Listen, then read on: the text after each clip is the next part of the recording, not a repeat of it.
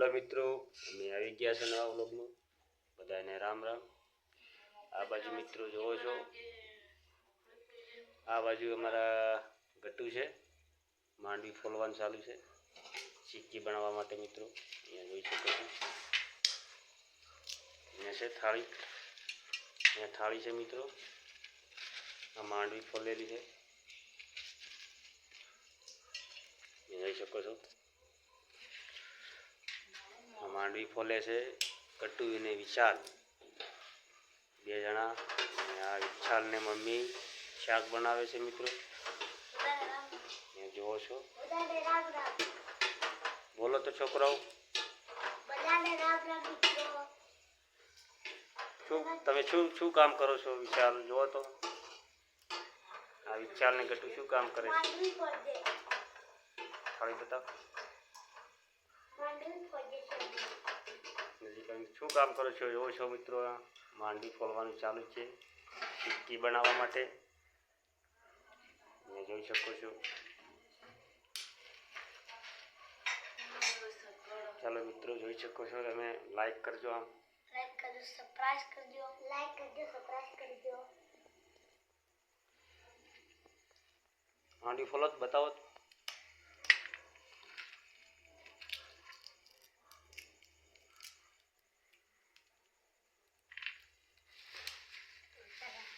ક્યાં છે થાળી? બતાવો તો. અહીંયા છે થાળી. જો મિત્રો માંડવી ખાવી હોય તો કોમેન્ટ કરજો, અમે માંડવી તમને ખવડાવીશું મિત્રો.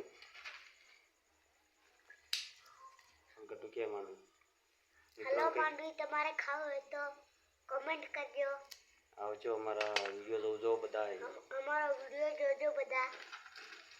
તો મિત્રો માંડવી તમને ખાવા મળશે. તમે જોઈ શકો છો મિત્રો, આ ગટ્ટુ અને વિશાલ માંડવી ફોલે છે, સિક્કી બનાવવાની છે. અને આ બાજુ શાક બનાવવાનું ચાલુ છે રસોડામાં, જોઈ શકો છો